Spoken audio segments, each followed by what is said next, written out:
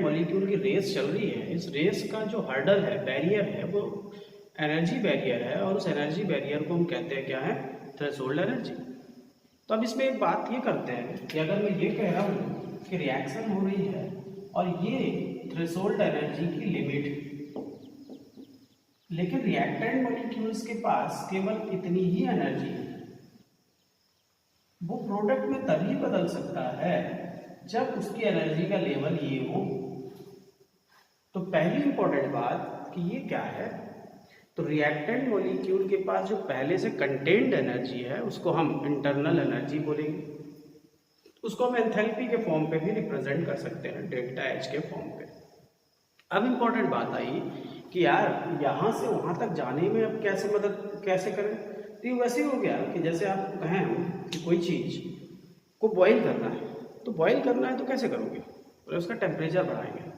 इसका मतलब ये हुआ कि उस सब्सटेंस का बॉईल हो जाना डिपेंड करता है कि उसकी जो थ्रेशोल्ड है, उसकी जो limit amount of required energy है वो हुई कि नहीं हुई। तो जो अगर नहीं होती तो आप उसको बाहर से मदद करते हैं, उसको हीट करते हैं। जब हीट करते हैं, उसको टेम्परेचर देते हैं, तो अल्टीमेटली वो एक फॉर्म बनाता है, एक नया प्रोडक्ट बनाता है। सिमिलरली यहाँ पर भी हम बोलेंगे कि अगर रिएक्शन मॉलिक्यूल के पास जो कंटेंट एनर्जी है वो डेल्टा एच एंथैल्पी है और उसको बैरियर को क्रॉस करना है तो बाहर से मदद करनी पड़ेगी। तो बाहर से मदद के लिए जो हम एनर्जी देते हैं उसको क्या कहते हैं, तो सुनिए, हम बाहर से जो एनर्जी दे रहे हैं वो एक्चुअल में किस पर्पज से दे रहे हैं, वो रिएक्टेंट मॉलिक्यूल को एक्टिव करने के लिए दे रहे हैं। जब एक्टिव करने के लिए दे रहे हैं, इस एनर्जी को हम कहते हैं एक्टिवेशन एनर्जी, सक्रियण ऊर्जा, एक्टिवेशन एनर्जी।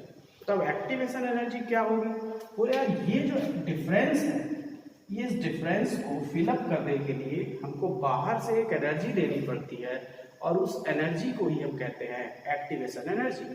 साइंटिफिकली अगर डिफाइन करें तो आप क्या बोलोगे, minimum external required energy by the reactant molecule to overcome the threshold energy or energy barrier is known as activation energy.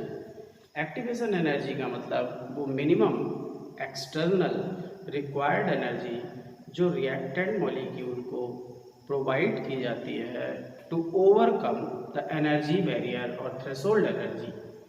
Clear. तो आपके पास दो एनर्जी कंसेप्ट हो गए, एक एक्टिवेशन एनर्जी और एक threshold energy. Threshold energy is the limit energy which must be contained by the reactant molecule to complete the reaction और change into the product, while the activation energy is the amount of energy provided to the reactant molecules to overcome the energy barrier to change into the stable product.